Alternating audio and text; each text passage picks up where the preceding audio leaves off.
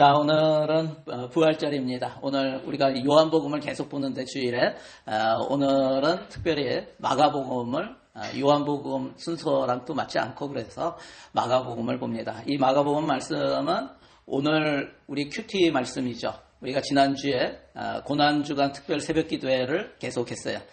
거기에 계속해서 이어지는 말씀이 이 말씀입니다. 그래서 오늘 이 말씀을 가지고 함께 나누기 원합니다. 오늘 제목은 예수 다시 사셨습니다. 입니다. 우리 옆 사람에게 인사합시다. 예수 다시 사셨습니다. 예수님이 다시 살아나셨다는 사실이 여러분에게는 어떻게 들리세요? 여러분, 예수님이 다시 살아나셨다라는 것을 믿으십니까? 네. 정말 믿으십니까? 네. 아멘입니다. 예. 여러분, 이것이 믿어지는 자는 이미 엄청난 복을 받은 거예요. 부활이 우리에게 어떤 의미인지 오늘 말씀을 통해서 우리가 세 가지를 나누기를 원합니다. 첫 번째는 부활은 절망 속에서 주어진 소망의 소식이다라는 거예요. 같이 한번 읽겠습니다. 시작. 부활은 절망 속에서 주어진 소망의 소식이다. 우리 1절, 2절 같이 읽겠습니다. 안식일이 지남에 막달라 마리아와 야고보의 어머니 마리아와 또 살로메가 가서 예수께 바르기 위하여 향품을 사다 두었다가 안식 후 첫날 매우 일찍이 해 돋을 때에 그 무덤으로 가며 안식일이 지나 예수님의 무덤을 찾아가는 여인들이 나옵니다. 막달라 마리아, 야고보의 어머니 마리아, 또 살로메. 그들이 왜 안식일이 끝나자마자 예수님의 무덤을 찾아갔을까요? 왜 갔을까요? 예수님 당시에 유대인들의 장례는 어떻게 치루었는가? 유대 율법에 의하면 사람이 죽으면 24시간 안에 장례를 치르게 돼 있어요. 그래서 24시간 안에 시체를 처리해야 되는데 이 시체를 어떻게 처리하는가? 거기에다가 향품을 바릅니다. 향품이라고 하는 것은 몰약은 부패하지 말라고, 썩지 말라고, 좀 썩는 속도를 늦추기 위해서 그 몰약을 바르고 또 알로에를 바릅니다. 알로에는 이 썩으면 냄새가 나니까 냄새를 좀 중화시키기 위해서 없애기 위해서 그것을 바르는 것이죠. 시체에다가 그것을 다 발라요. 바르고 거기에다가 세마포를 이렇게 쌉니다. 세마포를 감싸고 이때 이렇게 해서 장례를 치른 후에 오늘 예수님이 바위를 깎아 만든 무덤에 이렇게 집어넣잖아요. 바위를 깎아 만든 무덤에다가 시체를 놓습니다. 시체를 놓는 장소가 있어요. 이렇게 그 돌처럼 올려져 있는 게 있어요. 이런 코킴이라고 하는데 코킴 위에다가 놓습니다. 부자의 보통 이렇게 바위로 하는 사람들은 재정이 좀 있는 사람들이 바위를 깎아가지고 무덤을 하죠. 제가 새벽기도도 얘기했지만 없는 사람들은 그런 무덤이 없어요. 그래서 평토장이라고 해서 그냥 길에다가 길을 파서 거기에다가 묻습니다. 그런데 이제 나중에 뼈가 올라오고 하면은 그걸 안 보이기 위해서 회칠을 하고 하얗게 그래서 회칠한 무덤이 되는 것이죠. 어찌되었건 이 부자의 무덤 같은 데는 이런 코킴이 하나만 있는 것이 아니라 몇 개가 있어요. 왜냐하면 이 부자들은 이 바위를 깎아서 이 무덤을 가족 공동묘지처럼 이렇게 가족묘지로 크게 하거든요. 그렇게 해서 가족 중에 뭐 4촌, 6촌, 8촌도 막 집어넣기도 하니까 그렇게 해놓고 이렇게 시신을 올려놓고 그 다음에 큰 바위로 입구를 닫았습니다. 입구를 막아버리죠. 그리고 나서 1년이 지나면 시신이 다 썩죠. 시체가 다 썩으면 1년 후에 문을 열고 그 뼈다귀를 추립니다. 뼈다귀를 추려서 유골함에다가 집어넣고 그거를 그 밑에다 파서 거기에다가 매장을 해요. 그렇게 해서 그곳이 가족 묘지가 되는 것이죠. 그런데 예수님은 그렇게 해야 되는 게 원칙이에요. 보통 그렇게 해요. 24시간 안에 그렇게 다 향품을 바르고 세마포를 입히고 그렇게 해서 넣습니다. 그런데 예수님은 안식일 전날 돌아가셨어요. 그리고 해가 저물 즈음에 시체를 내렸다고 합니다. 그러니까 해가 지면은 유대인은 다음 날이 시작되거든요. 그러니까 해가 지면 뭐가 돼요? 안식일이 되는 거예요. 안식일에는 시체를 만지면 안 돼요. 부정하기 때문에. 그래서 안식일 규정을 지키기 위해서 해가 질치면 내렸으니까 어떻게 해요? 향품을 바르고 할 시간이 없는 거예요. 그래서 내릴 때 이 아리마대 요셉이 세마포를 가지고 쌌다고, 시체를 싸고 그 무덤에 넣어두고 문을 닫았다, 이렇게 얘기합니다. 이게 지난 어제 고난주간 특별 새벽 기도의 마지막 시간에 나눈 말씀이죠. 우리 마가복음 15장 42절 43절 같이 한번 읽겠습니다. 시작. 이날은 준비일 곧 안식일 전날이므로 저물었을 때에 아리마대 사람 요셉이 와서 당돌이 빌라도에게 들어가 예수의 시체를 달라 하니 이 사람은 존경받는 공회원이요 하나님의 나라를 기다리는 자라. 해가 지면 안식일이 되기 때문에 서둘러야 했어요. 그 안식일에 시체를 못 만지니까 그냥 바로 어떻게 해요? 46절에 보면은 요셉이 세마포를 사서 예수를 내려다가 그것으로 싸서 바위 속에 판 무덤에 넣어두고 돌을 굴려 무덤 문에 놓으매, 이렇게. 시간이 없으니 요셉이 예수님의 시체를 세마포로만 싸서 바위 무덤에 넣고 돌을 굴려서 입구를 막았다고 하는 것이죠. 여인들이 아침 일찍 무덤을 찾아가면서 가지고 갔던 게 뭡니까? 아까 보니까 향품을 가지고 갔다 그러네요. 시간이 없어서 못했던 향품을 시체에 바르는 그러한 장례 예식을 치르기 위해서 무덤을 찾은 거예요. 여러분, 그녀들의 마음에 가득한 것은 무엇이었을까요? 슬픔이었겠죠. 절망입니다. 슬픔과 절망. 3년 동안 너무나 놀라운 일들을 행했던 주님께서 한순간에 정말 하루아침에 잡혀가지고 그날 죽으신 거예요. 금요일 날 그러니까 해가 지면은 그 다음 날이 시작되잖아요. 그래서 겟세마네 동산에서 기도하다가 금요일이죠. 그러다가 낮에 3시에 우리 시간으로 3시, 거기는 제 9시에 운명하셨어요. 십자가에. 졸지에 이런 일이 일어난 거예요. 가장 처참하다고 하는 십자가형을 당하며 그들의 눈앞에서 비참하게 죽임을 당한 것이죠. 그녀들의 마음에는 예수님께서 다시 살아나실 것이라는 기대가 전혀 없었어요. 그러한 소망이 1도 없었어요. 단지 슬픔과 절망만이 가득한 것이죠. 그녀들이 향품을 가지고 무덤을 찾아가며 고민한 것이 있었어요. 그들의 생각에 고민했고 그들이 했던 생각이 뭐냐면 그게 뭐냐면 3절에 나와요. 뭘 고민했을까요? 자, 같이 읽어볼까요? 서로 말하되 누가 우리를 위하여 무덤 문에서 돌을 굴려주리요 하더니 누가 돌을 옮겨줄까? 이런 고민을 하고 있었어요. 왜 이런 고민을 할까요? 당시 바위를 판 무덤 입구는 입구를 막을 수 있는 크기의 돌을 가지고 해요. 부자들은 묘지가 커요. 그렇기 때문에 입구를 막는 바위는 굉장히 컸을 거예요. 아리마대 요셉의 이 새 무덤은 아리마대 요셉은 공회원이라고 했어요. 지금으로 얘기하면 국회의원쯤 되는 사람이에요. 그 사람이고 부자라 이렇게 돼 있어요. 부자이기 때문에 엄청나게 컸을 거예요. 그것을 그 입구에 막혀 있는 돌을 옮기는 데만 해도 장정 한 4명, 5명이 옮겨야 될 수도 있었을 거예요. 그러니까 걱정하는 거예요. 이것을 어떻게 옮기지? 누가 옮겨줄까? 누가 돌을 옮겨줄까라는 말에는 또 이런 마음도 있었을 거예요. 항상 곁에서 무슨 문제가 있으면 다 해결해 주셨던 예수님이 여기 계셨더라면 이런 고민도 안 했을 텐데 라는 그런 아쉬움과 슬픔이 묻어있는 말이죠. 여러분, 이것이 우리의 모습이지 않은가 하는 생각을 해봅니다. 우리의 눈에는 문제만 보이죠. 막힌 상황만 보이고 해결책이 보이지 않습니다. 그러다 보니까 어떻게 해요? 마음이 슬퍼지고 소망은 없어지고 절망하게 됩니다. 그러나 놀라운 일이 무엇인지 아세요?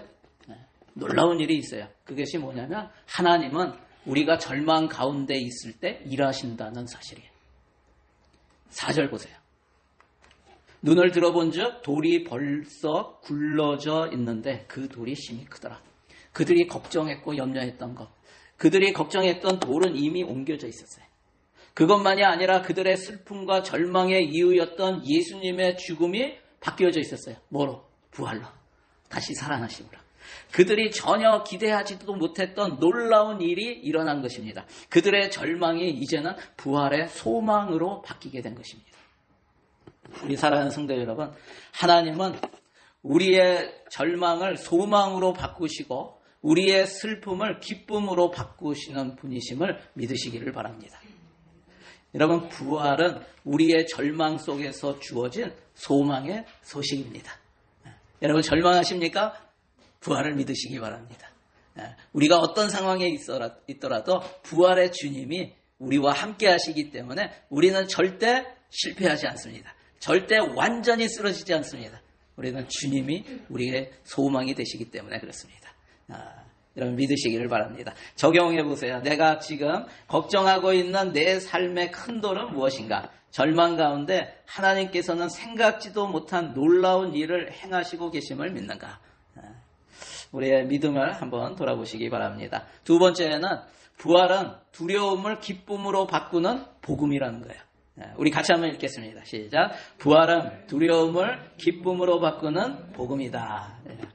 5절 6절 말씀 오늘 본문 같이 읽겠습니다. 무덤에 들어가 흰옷을 입은 한 청년이 오른쪽에 앉은 것을 보고 놀라매 청년이 이르되 놀라지 말라. 너희가 십자가에 못 박히신 나사렛 예수를 찾는구나. 그가 살아나셨고 여기 계시지 아니하니라. 열려져 있는 무덤에 들어간 여인들은 흰옷을 입은 청년을 보고 놀랍니다. 청년은 누구예요?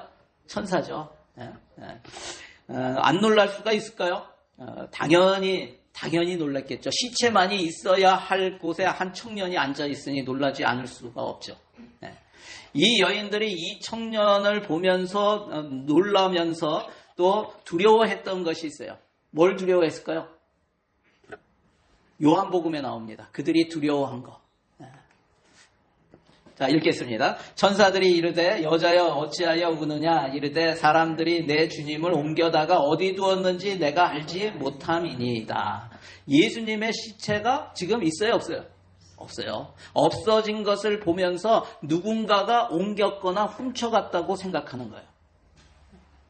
예수님이 장사되었을 때 당시에 퍼졌던 소문이 있는데 어떤 소문이 퍼졌냐면 이것이 마태복음에 나옵니다. 27장 64절에 보면 그러므로 명령하여 그 무덤을 사흘까지 굳게 지키게 하소서. 그의 제자들이 와서 시체를 도둑질하여 가고 백성에게 말하되 그가 죽은 자 가운데서 살아났다 하면 후에 속임이 전보다 더 클까 하나이다 하니.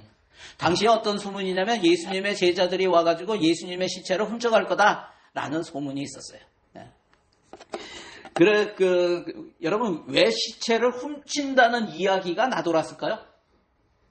그것은 예수님 당시에 사회적인 문제 중 하나가 뭐였냐면은 도굴이었어요, 도굴. 도굴이 뭐예요? 무덤을 파서 그 시체와 함께 있는 것들을 훔치는 거예요. 귀금속이라든가 좋은 것들 있잖아요. 그것을 무덤을 파서 도둑질하는 게 도굴이에요. 이것이 예수님 당시의 사회적인 문제였습니다. 왜 그러냐면은 특히 부자의 무덤은 도굴의 표적이 되었어요. 이 도둑들이 그것을 많이 노렸어요. 부자들이 누가 죽었다 하면. 왜 그러냐면은 여기에 장례를 치를 때 이 죽은 사람이 평소에 갖고 있었던 좋은 것들, 이런 예물들, 이런 것들을 그 소장품들을 함께 매장하는 그러한 풍습이 있었어요. 그래서 거기를 파면은 그런 귀금속 같은 게 나오는 것이죠. 그리고 또 그런 것이 없다고 하더라도 뭘 훔쳐가냐면 세마포를 훔쳐갑니다. 왜 세마포를 훔쳐갈까요? 세마포가 비싸요. 그런데 세마포가 비싼 것보다 더 비싼 게 뭐냐면 시체를 가지고 장례 예식을 치를 때 뭘 한다 그랬어요? 거기에 뭘 바른다고요? 몰약과 향료를 발라요. 그런데 이 몰약과 향료가 굉장히 비싸요. 그리고 어느 정도로 바르냐면 부자들은 굉장히 많이 발라요. 그래서 빨리 썩지 않고 오래 가도록, 냄새가 안 나도록 많이 발라요. 그게 세마포에 완전히 흡수가 돼가지고 세마포가 다 젖어 있어요. 그래서 거기를 파면은 시체에서 세마포를 다 걷어다가 그거를 가져가서 짜면 거기에서 몰약과 향품들이 나와요. 그것이 비싼 가격에 팔립니다. 그리고 세마포도 팝니다. 그런데 급한 경우에는 어떻게 하냐면 시체까지 가져가는 거예요. 세마포를 벗길 꽁꽁 묶여 있잖아요. 벗길 시간이 없으면 시체를 들고 튀는 거예요. 좀 표현이 그랬습니다. 여러분, 무덤 속에 있었던 예수님의 시체가 없어진 것을 보면서 이 여인들은 그래서 불안하고 두려움에 눌려있던 거예요. 그런 여인들에게 천사는 분명히 선포합니다. 뭐라고 선포해요? 그가 살아나셨고 그가 살아나셨다라고 말씀하셨어요. 그게 선포하고 있어요. 이 천사의 이 한마디는 모든 것을 바꾸게 됩니다. 슬픔이 기쁨으로, 두려움이 소망으로, 절망이 확신으로 바뀌게 되는 거예요. 그가 살아나셨다. 여러분, 그가 살아나셨다. 이것이 복음의 핵심이에요. 부활이 복음의 완성입니다. 여러분, 부활이 복음의 완성이에요. 우리가 보통 이런 얘기하죠. 십자가가 없이는 부활이 없다. No crown, no cross, no crown 이라는 말이 있어요. 고난이 없으면 영광도 없다.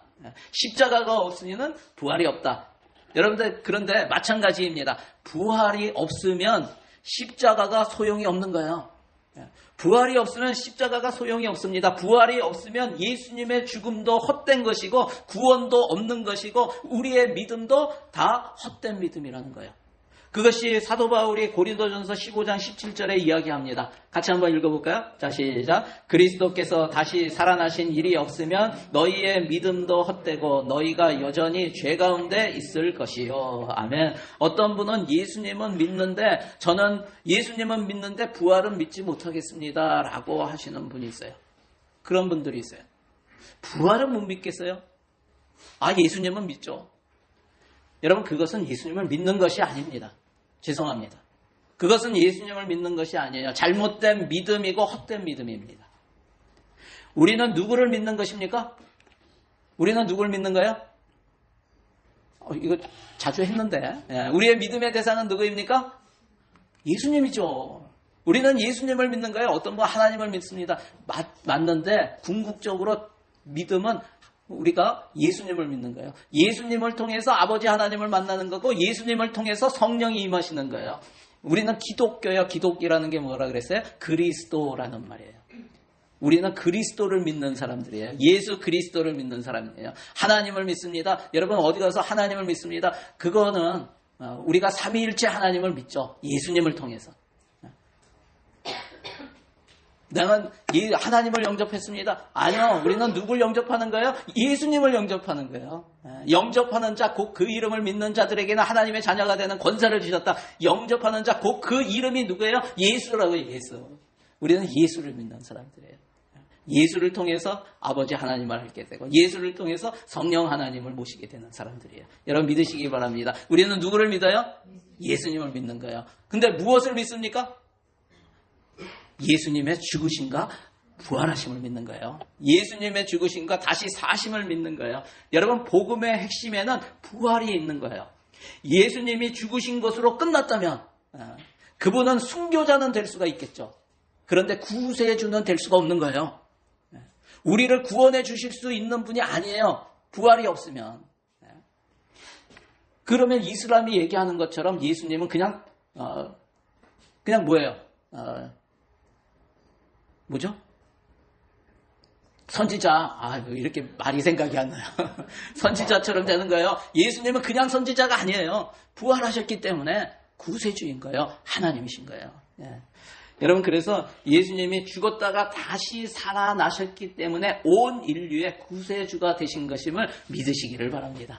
우리 오늘 본문 7절 말씀 같이 한번 읽어볼까요? 자, 시작. 가서 그의 제자들과 베드로에게 이르기를 예수께서 너희보다 먼저 갈릴리로 가시나니. 여기서 예수님께서 제자들에게로 찾아가실 것을 천사가 알려줍니다. 이야기를 하는데 여기에 특별히 그냥 제자들에게 이르기를 하지 않고 여기에 누구를 집어넣어요?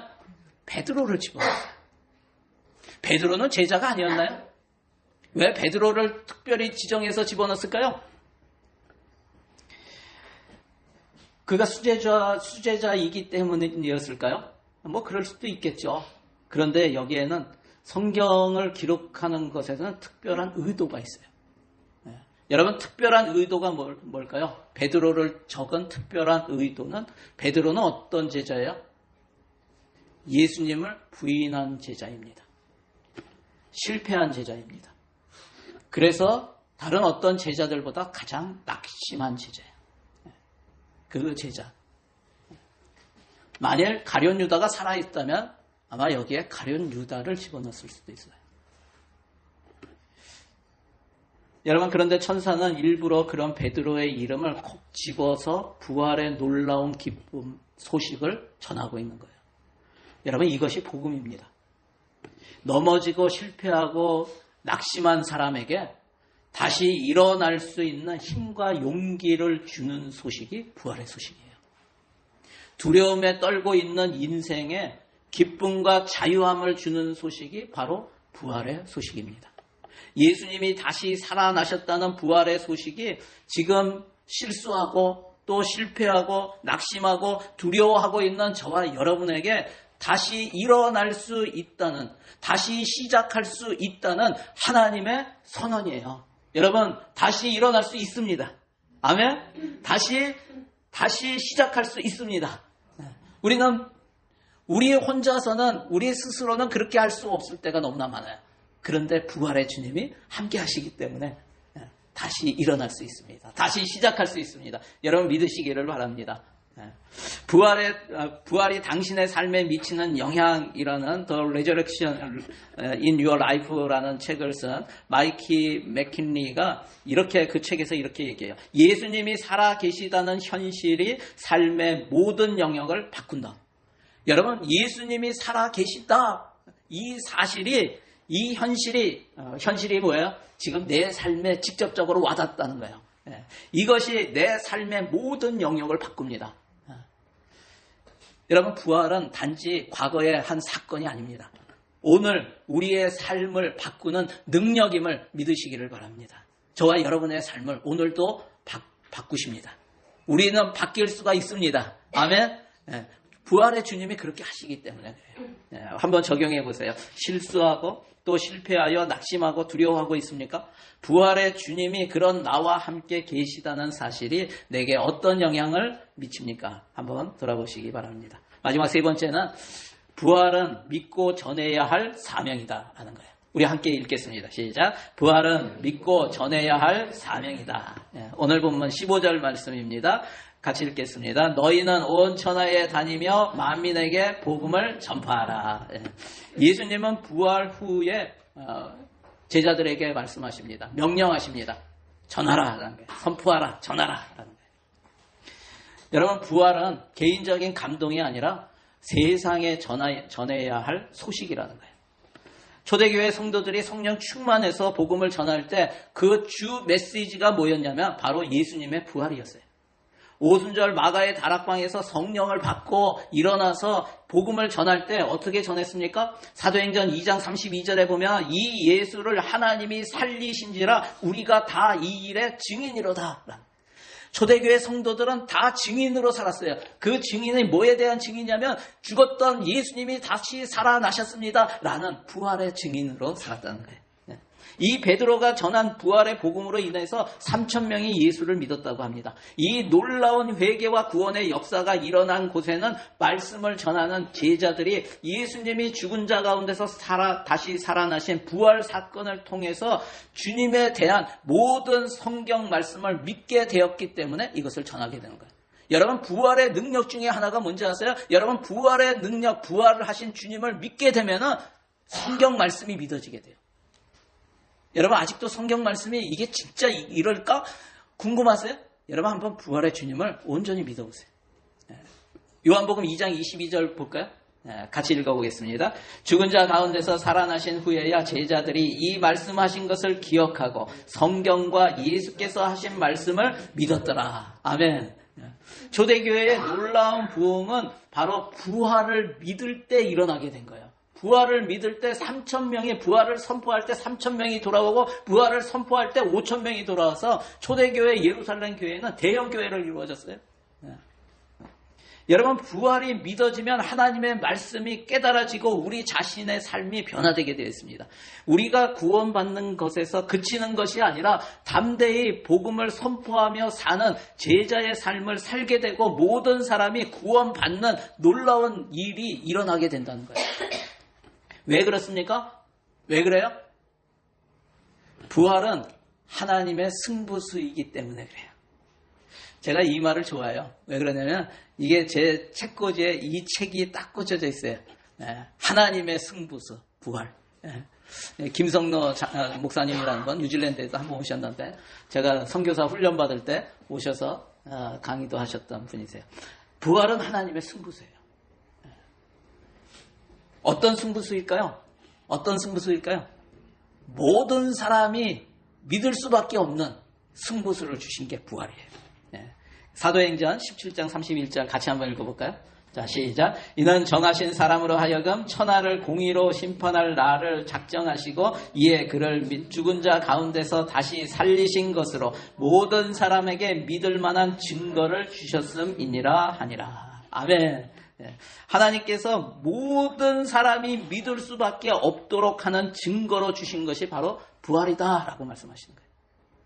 그렇기 때문에 복음을 전할 때 우리 죄를 대속하여 죽으신 예수님의 그 십자가 죽음만이 아니라 죽었다가 다시 사신 예수님의 부활을 전해야 하는 거예요. 이게 핵심이라는 거예요. 여러분, 부활은 나만의 기쁨이 아니라 세상을 위한 하나님의 복음이고 선택이 아니라 구원의 필수 조건이라는 거예요. 우리는 무엇을 믿어야 되는가? 예수님의 죽으심과 부활을 믿어야 되는 거예요. 여러분 믿으시기를 바랍니다. 오늘 본문 16절, 마지막 16절 함께 읽겠습니다. 믿고 침례를 받는 사람은 구원을 얻을 것이요 믿지 않는 사람은 정죄를 받으리라. 여기서 중요한 게 뭐예요? 믿음이라는 거예요. 믿음. 믿으면 구원을 받는다는 거예요. 주님이 부활하신 소식, 부활의 복음을 전할 때 그것을 믿는 사람은 구원을 얻게 됨을 말씀하고 있는 거예요. 그 하나님의 구원 사역의 복음 전달자로 귀하게 쓰임받는 우리 성도들이 다 되시기를 바랍니다. 적용해 보세요. 나는 부활을 믿고 있는가? 나는 부활의 증인으로 살고 있는가? 오늘 부활의 주님을 전하기 위해 내가 만나야 할 사람은 누구인가? 한번 돌아보시기 바랍니다. 말씀을 정리합니다. 예수님의 부활은 절망 속에서 주어진 소망의 소식입니다. 두려움을 기쁨으로 바꾸는 복음입니다. 우리가 반드시 믿어야 하고 전해야 할 사명임을 여러분 기억하시기 바랍니다. 예수님의 무덤은 비어 있습니다. 돌은 옮겨졌습니다. 예수님은 살아나셨습니다. 여러분, 이 놀라운 사실을 우리가 한번 선포했으면 좋겠어요. 같이 한번 선포해 볼까요? 예수 다시 사셨습니다. 예수 다시 사셨습니다. 믿으시기를 바랍니다. 이 사실이 우리의 소망이 되고 우리의 기쁨이 되고 우리의 사명이 되기를 주의 이름으로 간절히 축원합니다. 오늘 말씀을 가지고 우리 함께 기도하기 원합니다. 오늘 우리가 정말 예수 그리스도의 그 부활을 믿는 부활신앙으로 살고 있는가 우리 자신을 돌아보고 우리 안에 여전히 낙심하고 절망하고 슬픔만이 가득한 그러한 심령이 있다면 오늘 주님 앞에 내어드리시길 바랍니다. 부활의 주님, 나로 다시 일어서게 하여 주시옵소서. 그 슬픔이 기쁨으로 바뀌게 하여 주시고 절망이 소망으로 바뀌게 하여 주시고 나의 두려움이 주님 앞에 담대함으로 바뀔 수 있도록 주님 나에게 믿음을 허락하여 주시옵소서. 또 우리가 날마다 부활신앙으로 살아갈 수 있도록 인도해달라고 우리 오늘 말씀 가지고 주여 한번 부르시고 함께 기도하며 나가기 원합니다. 기도하겠습니다. 주여, 할렐루야. 하나님 감사합니다. 주여 주님을 찬양합니다. 하나님 그렇습니다. 우리의 삶 가운데 오늘도 역사하시는 주님, 우리가 날마다 아버지 하나님 부활의 주님을 붙들고 나아가는 부활신앙으로 살아갈 수 있도록 하나님 도와주시옵소서. 우리가 살면서 낙심될 때가 있습니다. 실수할 때가 있습니다. 실패할 때가 있습니다. 넘어질 때가 있습니다. 아버지 하나님 지금도 슬픔 가운데 있을 수가 있습니다. 하지만 주님, 우리는 우리 혼자 사는 것이 아니라 아버지 하나님 우리에게 부활의 주님이 함께 계심을 믿습니다. 그 부활의 주님을 붙들고 부활의 신앙으로 다시 한번 일어서게 하여 주시옵소서. 부활의 신앙으로 나아가게 하여 주시옵소서. 하나님의 영광을 붙들고 나아가는 저희들 될 수 있도록 하나님 도와주시고 인도하여 주시옵소서. 날마다 아버지 하나님 그 주님을 선포하며 사는 그런 인생 될 수 있도록 하나님 도와주시고 인도하여 주시옵소서. 그래서 예수 그리스도 다시 사신 주님을 선포하며 사명을 감당하며 아버지 하나님의 증인의 삶을 살아가는 우리 모두가 될 수 있도록 하나님 붙들어 주시고 인도하여 주시옵소서. 그렇게 하실 주님을 찬양합니다. 하나님 감사합니다. 감사합니다.